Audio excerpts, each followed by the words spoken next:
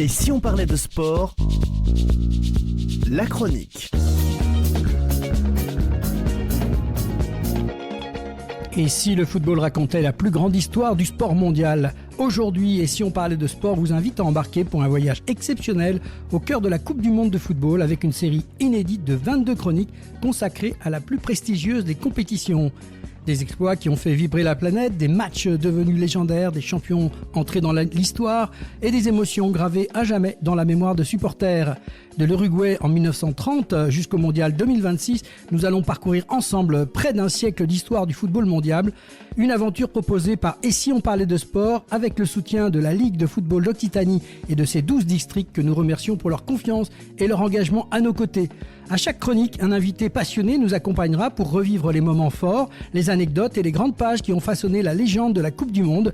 Alors préparez-vous à remonter le temps, à revivre les plus grands moments de football mondial. Et si on parlait de sport, spécial Coupe du Monde de football, c'est maintenant. 1998, la France au sommet du monde. Aujourd'hui, nous allons revivre ensemble l'un des plus grands moments de l'histoire du sport français. L'été 1998, pendant un mois, la France entière vibre au rythme du football. Un mois qui se terminera par une image devenue éternelle. Didier Deschamps soulevant la Coupe du Monde au Stade de France. Pour nous accompagner dans ce retour en arrière, nous recevons Damien Ledentu, arbitre international, et ancien arbitre international et en même temps directeur général adjoint de la Ligue d'Occitanie de football. Bonjour Damien. Bonjour à tous, bonjour à tous les auditeurs. Merci beaucoup de votre invitation. Alors Damien, on va bien sûr parler d'une Coupe du Monde que tu connais bien, toi particulièrement, puisque tu étais sur le terrain du côté de Montpellier, donc tu as accueilli des équipes de Coupe du Monde à cette époque-là, tu vas nous raconter tout ça. Aujourd'hui, lorsqu'on évoque 98, on sent une émotion particulière chez beaucoup de Français. Pourquoi cette Coupe du Monde occupe-t-elle une place aussi unique dans notre mémoire collective, Damien ? Alors, tout simplement parce qu'elle dépasse largement le cadre du football. On attendait ce moment depuis des décennies. On a connu des désillusions. J'en ai 3 en mémoire. La première de 58, avec notre 3e place, c'était en Suède, où on termine 3e avec, je me souviens, un quadruplé, parce j'avais revu les matchs il n'y a pas longtemps, le quadruplé de Juste Fontaine. Et oui, tout à fait. Après, un peu plus tard, un match, je crois, qui est gravé dans toutes les mémoires, qui a été traumatisant pour beaucoup de générations, beaucoup de personnes. Cette fameuse demi-finale en Espagne, donc à Séville, contre l'Allemagne, où on parle toujours de cette agression dont Patrick Battiston avait été victime. Donc ouais. Ça a été un traumatisme pour beaucoup de personnes. Et je crois qu'on a eu du mal vraiment à tourner la page et à s'en remettre. Ouais, effectivement, Battiston face à Schumacher, une agression, et je pense que la VAR aurait été, et toi qui es arbitre, la VAR aurait été là à ce moment-là, je pense que les choses auraient été différentes. Aucune discussion possible, là, l'exclusion était amplement méritée, c'était une agression, donc c'est des gestes qui doivent être bannis du football. Voilà. Et après, on a remis les couverts 4 ans après, 86, le Mexique. Voilà. Oui. Donc, on termine encore 3e. Nouvelle désillusion. Donc, voilà, on a vu passer, c'est dommage parce qu'on a vu passer des générations qui étaient vraiment exceptionnelles. Et on n'a jamais pu atteindre le sommet. C'est pour ça que quand 98 pointe le bout de son nez, on s'est dit, on est à domicile. On s'est dit, je sens bien les planètes, je les vois bien alignées ce coup-ci, voilà. On a une équipe qui devient le symbole d'un pays et qui se rassemble derrière un même maillot. Alors, surtout ça le message. C'est ça tout à fait. On avait quand même, faut quand même souligner, c'est la première fois qu'une équipe de France gagnait aussi une Coupe d'Europe. Faut quand même remettre notre équipe en place. Souviens-toi, en 84, une Coupe de. Donc on savait qu'on avait un potentiel, mais il nous manquait la plus haute marche et c'était pas encore acquis. Et effectivement, 98, c'est probablement le bon moment en France, chez nous, de gagner cette Coupe du Monde. Alors on va rentrer dans cette édition qui marque aussi une évolution importante dans l'histoire de la compétition, Damien. Oui, alors c'est vrai que pour la première fois, donc la Coupe du Monde, là, elle réunit 32 équipes. Habituellement, on était sur des formats classiques avec 24. Donc on voit de suite qu'avec une nouvelle formule à 38, la compétition, elle prend une nouvelle dimension mondiale. Donc on voit arriver davantage de nations, de continents voisins et un peu plus loin, l'Afrique, l'Asie, l'Amérique du Nord. Donc c'est un tournant qui est vraiment majeur pour l'histoire du tournoi.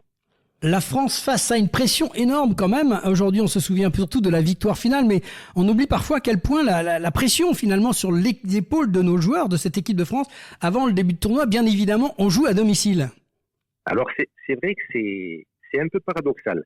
Donc la pression, elle était énorme. C'est souvent une conjonction des deux.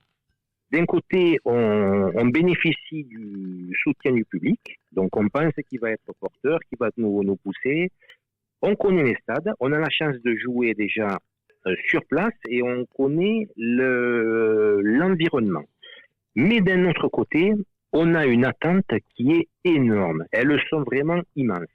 Donc c'est pour ça qu'en 98, toute la France rêve de voir les Bleus réussir quelque chose de grand. On n'a jamais été champion du monde. Avec les souvenirs malheureux de Séville, 82, les demi-finales qu'on a perdues avec Platini, qui sont encore présents dans les esprits, les joueurs savent qu'ils ont vraiment rendez-vous avec l'histoire. Et pour moi, 98, c'est marquant à plusieurs niveaux. 98, pour moi, ça représente, donc, on l'a évoqué, donc la Coupe du Monde, donc 98. Ça représente aussi ma nomination en tant qu'arbitre de première division. En 98, j'ai été nommé arbitre de première division et je me suis marié aussi en 1998, en 98. C'est pour ça que pour moi, 98, ça restera une date indélébile à tous les niveaux. Que de beaux souvenirs en fait. Que des bons souvenirs, exactement. Allez, justement, un petit clin d'œil, tu étais toi sur place, sur Montpellier, non ? Dans le cadre de l'organisation à l'époque. Oui. Alors, si tu veux, oui, j'étais sur l'organisation sur Montpellier. Mais comme j'avais le statut d'arbitre de haut niveau, j'ai pas pu m'investir comme je le souhaitais. Je me souviens qu'on avait eu des gros matchs avec le Cameroun, on avait eu la Norvège, et c'était cette diversité des spectateurs qui pouvaient affluer là au stade de la Mosson, c'était vraiment magique. C'était vraiment magique, et puis c'était le mélange des gens, la cohabitation des uns avec les autres, ça a vraiment, on sentait qu'il y avait une dimension qui allait nous porter vraiment vers quelque chose de positif. Et c'est l'idée vraiment que je voulais en garder. Et pourtant, dans ce contexte, sur la partie sportive, notre entraîneur, Aimé Jacquet, est particulièrement critiqué. Aujourd'hui, ça paraît complètement irréel, ce genre d'attitude avant la Coupe du Monde. Ah oui, irréel complètement, oui. Parce qu'après la victoire, l'histoire, elle a évidemment changé de regard sur lui. Mais c'est vrai qu'au printemps 98, Aimé Jacquet était contesté quotidiennement. On avait plusieurs médias qui jugeaient son football qui était trop prudent, on lui reprochait certains choix de certains joueurs. Et je me souviens même de ce fameux printemps 98, il annonce même une liste de 28 joueurs. Et le lendemain, l'équipe, le titre, et pourquoi pas jouer à 13. C'est pour vous dire un peu les médias qui n'arrivaient pas à comprendre tous ces choix. Il avait beau argumenter judicieusement les joueurs, la complémentarité des uns par rapport aux autres, ça n'a jamais été compris. On critiquait aussi souvent sa manière de communiquer, mais lui, il restait vraiment fidèle à son projet. Il a construit un groupe qui était extrêmement soudé. Voilà, il y avait des joueurs qui étaient vraiment compatibles les uns envers les autres. Et avec un peu de recul, on peut dire que c'est vraiment probablement d'une des plus grandes réussites de management du sport français. J'en vois une autre, c'est Claude Onesta, qui avec ses nombreux titres de champion dans le handball, ce sont vraiment les deux personnes qui m'ont marqué au niveau du management humain. C'est vraiment, on peut vraiment leur tirer un grand coup de chapeau. Ouais, alors de là, il nous a sorti du chapeau, on va parler de chapeau, il nous a sorti quand même un Didier Deschamps qui a su prendre le relais et nous amener justement assez loin derrière, quoi, après. Je voulais juste faire ce petit aparté, ça me paraissait intéressant comme tu venais de le dire, de voir que Aimé Jacquet avait une tactique de management qu'il a su canaliser, mais en fait, quand on voit l'histoire qui a suivi derrière, on se dit, finalement, dans son équipe, il avait peut-être quelqu'un qui avait capté les choses et qui, plusieurs années après, a su aussi faire la même chose et gagner une Coupe du Monde. C'est exactement ça, tout à fait. Il avait réussi à tirer un petit peu la quintessence à tous les niveaux de toutes les personnes qui se sont présentées à lui. Et ça, c'est important. Alors, lors de cette Coupe du Monde, on a la naissance, qu'on va dire, d'un phénomène qui s'appelle Zidane. Cette Coupe du Monde débute avec un Zinedine Zidane, déjà un excellent joueur, mais était-il déjà à la hauteur de la superstar mondiale qu'il deviendra ensuite ? Zinedine Zidane, il arrive, donc il a 25 ans de mémoire, donc c'était encore un jeune joueur, mais il n'a pas encore une renommée internationale. Donc c'est vrai qu'il est très respecté en Europe. Notamment, il a avec les performances qu'il avait engendrées avec la Juventus de Turin. Mais la Coupe du Monde 98, pour moi, ça va lui faire vraiment franchir une autre dimension. Et elle va le transformer en icône mondiale, et ça, personne ne pourra le contester. Et pourtant, son début de tournoi est loin d'être parfait, en fait. Alors, c'est vrai qu'il a eu un début de tournoi poussif. Alors, il a fait un très, très bon match à Marseille. C'était au Vélodrome contre l'Afrique du Sud, où il gagne, je crois, de mémoire 4-1 avec un but de Dugarry qui se dirige vers la tribune avec un petit chute où on voit vraiment qu'il y avait déjà aussi un petit conflit avec les journalistes. Ensuite, il est expulsé contre l'Arabie Saoudite. Avec un geste, qui était pas sur bon. les crampons sur son adversaire. Cette exclusion lui a valu une suspension de 2 rencontres, et on s'est dit, à ce moment-là, peut-être, beaucoup pensaient qu'il avait peut-être compromis les chances de l'équipe de France. Mais bon, il revient progressivement, il monte en puissance, surtout au fil de la compétition, et ça, c'est intéressant à relever. Et puis arrive cette fameuse finale. Alors, cette finale, oui, c'est une finale qui change sa vie. Alors, une petite anecdote sur cette finale. Au sifflet, on avait Saïd Belkola, un arbitre qui était marocain, qui est malheureusement décédé, relativement de bonheur, il est décédé à 45 ans. Et une petite anecdote, après la finale, il avait pris quelques jours de vacances en Bretagne, il était allé se ressourcer en Bretagne, et il était venu me voir sur mon premier match de première division à Lorient, c'était en août 98, où j'avais arbitré Lorient contre Lyon. Et il était venu me donner les conseils avisés. Alors moi, je regardais ça avec des yeux émerveillés. L'arbitre qui a arbitré la finale de la Coupe du Monde au Stade de France, qui vient observer le petit arbitre que j'étais, qui arrivait dans le monde des grands. C'était vraiment pour moi un super souvenir. Alors c'est vrai que Zidane, il n'avait jamais marqué en Coupe du Monde. Et soudain, devant des millions de téléspectateurs, il a inscrit les 2 buts que tout le monde a en tête. C'était 2 buts de la tête contre le Brésil. Et donc ce soir-là, donc, il devient bien plus qu'un joueur de football, il devient un symbole national. Notre Zizou à tous. Alors, on va continuer à rentrer dans la compétition. Lorsqu'on regarde le parcours des Bleus, on constate que tout n'a pas été simple. Il y a notamment ce fameux 8e de finale, si tu te rappelles bien, contre le Paraguay. Oui. Alors, c'est vrai que ce 8e de finale, c'était au Stade Bollaert. Je me souviens encore comme si c'était hier. C'est vrai qu'il est moins spectaculaire qu'une finale ou qu'une demi-finale, mais c'est le match où l'équipe a démontré une énorme force mentale. On a été tenu en échec pendant de longues minutes, pendant plus de 100 minutes. On s'est heurté à une défense héroïque qui était amenée par le gardien paraguayen José Luis Chilavert, qui était passé aussi du côté de Strasbourg. Et l'impatience, elle commençait à gagner le public avec un doute qui s'installe. On se dit comment on va s'en sortir. Et je vois que personne ne panique. Et on voit arriver un certain Laurent Blanc. Et voilà la suite. Donc c'est vrai, à la 114e minute, notre Lolo national, Laurent Blanc, il y a eu une action confuse dans la surface de réparation paraguayenne, et il marque, donc dans les prolongations, le fameux premier but en or de l'équipe de France qui va nous qualifier donc directement pour ces quarts de finale. Oui, donc c'est un moment qui est immense, et à partir de là, les joueurs comprennent qu'ils peuvent vraiment aller debout. On est passé par un trou de souris. Le trou de souris, il était tout petit. On est passé là après acharnement, et on se qualifie avec Lolo Blanc pour les quarts de finale. Et ensuite, on file directement face à l'Italie.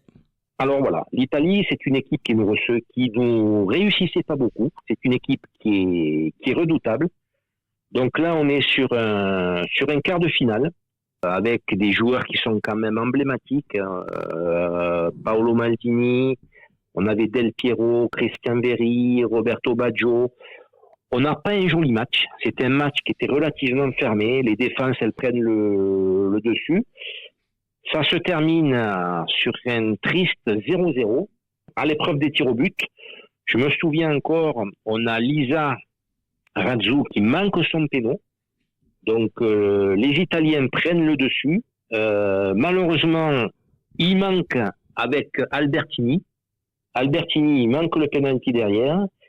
Et Baggio, alors que Barthez, il est battu sur le penalty décisif, il envoie son penalty sur la barre transversale. Ouais, donc, on est qualifié pour la demi-finale. C'est bien ça. Et alors après, on va parler de ce qu'on appelle le miracle Thuram. Si Zidane est effectivement le héros de la finale, le héros de la demi-finale, c'est sans doute Lilian Thuram. Est-ce que tu peux parler d'un des plus grands exploits individuels de l'histoire du bleu, en fait, avec ce match ? Ah, le plus grand exploit, sans aucun doute. C'est justement ce qui rend cette histoire incroyable. Parce qu'en plus, contrairement à Marcus, son fils, Lilian Thuram n'est pas un attaquant, c'est un défenseur. En plus, il est réputé pour son sérieux, sa rigueur, sa capacité à stopper les adversaires. Il n'est pas réputé pour marquer des buts. Voilà. Et pourtant, il va devenir le sauveur de la France. Incroyable. Eh oui. La Croatie, je me souviens, alors il est héros à plusieurs titres. Parce la Croatie, elle ouvre le score par Davor Šuker sur une faute de Thuram. Thuram est malheureux, il concède un coup franc et une faute et Šuker marque le 1-0. Donc on a le Stade de France qui se glace, qui commence un petit peu à se figer. On s'est dit, on pensait que les planètes allaient être alignées, là ça se présente mal. Et bonheur, quelques minutes plus tard, Thuram, il égalise. Voilà. Puis après, il marque un second but qui est vraiment exceptionnel. Il faut savoir qu'à ce jour, ce sont les 2 seuls buts de sa carrière en équipe de France. Et ces 2 seuls buts, qui vont offrir une finale de Coupe du Monde aux Bleus. C'est tout simplement incroyable. Alors j'ai eu il y a pas longtemps Henri Émile au téléphone, qui était l'intendant donc de l'équipe de France pendant de nombreuses années, et notamment en 98. Et il me disait à la mi-temps de ce match-là, Aimé Jacquet, il a dit à ses joueurs, continuez à jouer comme ça et vous pouvez être certain que vous allez perdre. La finale, elle se jouera sans nous. Mais d'un ton agressif, et il a secoué le cocotier comme jamais. Et pendant le match, quand le deuxième but de Thuram a été marqué, il se retourne vers Philippe Bergerot et vers Henri Émile, et il leur dit, je crois que j'ai tapé quand même un peu fort envers les joueurs à la mi-temps. Alors finalement, c'était un coup de gueule d'Aimé Jacquet. Je ne sais pas si beaucoup on en a eu écho. Je peux vous dire que dans les vestiaires, ça a tremblé, et que le côté un petit peu vexatoire des joueurs, ils ont reçu le message, et la qualification, elle a pointé le bout de son nez. Alors on arrive direction la finale. La finale, alors impossible d'évoquer cette finale sans parler du cas de Ronaldo. Qu'est-ce qui s'est passé réellement pendant ces heures avant le match concernant Ronaldo ? Alors, ça a été un mystère. L'affaire de Ronaldo, joue pas. Dans l'après-midi qui précède la finale, on sait qu'il a été victime d'un malaise. Donc certains de ses coéquipiers étaient vraiment très très inquiets. Fut un temps même, je crois que son nom avait disparu de la feuille de match avant de réapparaître. Après, on a eu une autre idée qui avait été évoquée, c'est une histoire de sponsoring avec Nike, qui aurait mis une pression énorme sur son joueur pour qu'il puisse être aligné le jour de la finale. C'est vrai qu'il devait y avoir des retombées peut-être qui étaient gigantesques au niveau du sponsoring, et ne pas voir leur idole Ronaldo aligné, c'est peut-être pour ça aussi qu'il a été aligné en étant sur une jambe et demie, à moitié. Ouais, c'est pas le Ronaldo qu'on connaissait. Ouais, on a senti que le Brésil était quand même perturbé dans cette finale dès le départ. Tout à fait. On sentait une équipe énormément inquiète, qui a perdu ses repères. Alors, Ronaldo, c'est vrai qu'il a joué la finale, mais c'était pas le joueur flamboyant qu'on avait pu voir tout au long du tournoi. Voilà. Et pour nous, encore aujourd'hui, cet épisode continue de susciter de nombreuses interrogations. Que s'est-il passé? Lui seul le sait. Puis finalement, on va revenir sur notre côté positif, cet aspect de cette victoire qui dépasse le football. Plus de 25 ans après, pourquoi 1998 reste-t-il aussi présent dans la mémoire collective française, Damien? Alors bon, c'est pas seulement une victoire sportive. Ça a été un moment de communion nationale. Pendant plusieurs semaines, des millions de Français vivent au même rythme les images des Champs-Élysées, de la parade des champions, des célébrations dans toutes les villes de France. Elles sont vraiment restées gravées dans la mémoire. Moi, j'en parlais encore récemment avec mes filles. Elles me disaient, mais papa, maman, qu'est-ce que vous avez fait en 98? J'ai dit, en 98, quand on a gagné la finale de la Coupe du Monde, on a fait une fiesta à la place de la Comédie à Montpellier. Je peux vous garantir qu'on s'en souvient encore maintenant. Et dans toutes les villes de France, que ce soit au Capitole à Toulouse, à la Comédie à Montpellier, dans toutes les villes de France, il y a eu un engouement et une fête qui s'est installée. Ça a été vraiment une communion nationale. Est-ce qu'on peut dire que cette équipe a changé l'histoire du foot français? Complètement. On disait que avant 98, la France était une nation qui était respectée. Et après 98, elle devient vraiment une référence mondiale. Donc cette victoire, elle a ouvert la voie au titre européen de 2000. Et elle inspire toute une génération de jeunes joueurs. Elle a profondément transformé la place du football dans le paysage sportif français. Alors, lorsqu'on évoque cette Coupe du Monde 98, quel est, selon toi, son héritage le plus important aujourd'hui? Alors, à plusieurs titres, son héritage, il est immense. Donc, elle a offert tout d'abord à la France sa première étoile. Toutes les premières, on s'en souvient. Hein. Elle a révélé surtout aux yeux des Français et de tous les spectateurs Zidane au monde entier. Elle a consacré Aimé Jacquet, qui était tant décrié au début, et puis finalement qui sort avec les lauriers. Et elle a fait entrer des joueurs comme Deschamps, Thuram, Barthès, Blanc dans la légende. Voilà, on a surtout créé un souvenir collectif partagé par plusieurs générations de Français. Et moi, je garde surtout en mémoire la phrase culte du regretté Thierry Roland. Et oui. Il disait je crois qu'après avoir vu ça, on peut mourir tranquille. Voilà, ça c'était les phrases cultes de cette Coupe du Monde. Oui, on s'en souvient bien. Alors, une finale qui est remportée 3-0 grâce au doublé de Zinedine Zidane et un but, il ne faut pas l'oublier, d'Emmanuel Petit. Un soir de juillet où la France est devenue championne du monde pour la première fois de son histoire et probablement l'une des plus belles pages de l'histoire du sport français. Merci Damien nous avoir accompagnés pour cet éclairage et ces anecdotes passionnantes. On sent que c'est du vécu chez toi et c'était intéressant d'avoir ton retour, de nous faire un peu frissonner à nouveau. On se rappellera aussi, je pense que tu t'en souviens du 1-2-3-0 dans cette finale. Ah oui, tout à fait. Que tout le monde a chanté plusieurs fois et que l'on rechante encore. On se retrouve très bientôt pour la suite de notre grande saga des Coupes du Monde, direction 2002 où la Corée du Sud est au Japon pour une édition pleine de surprises et une immense désillusion pour les Bleus champions du monde en titre. D'ici là, prenez soin de vous et comme toujours, et si on parlait de sport, merci beaucoup Damien. Au plaisir, merci à tous. À très bientôt. À très bientôt.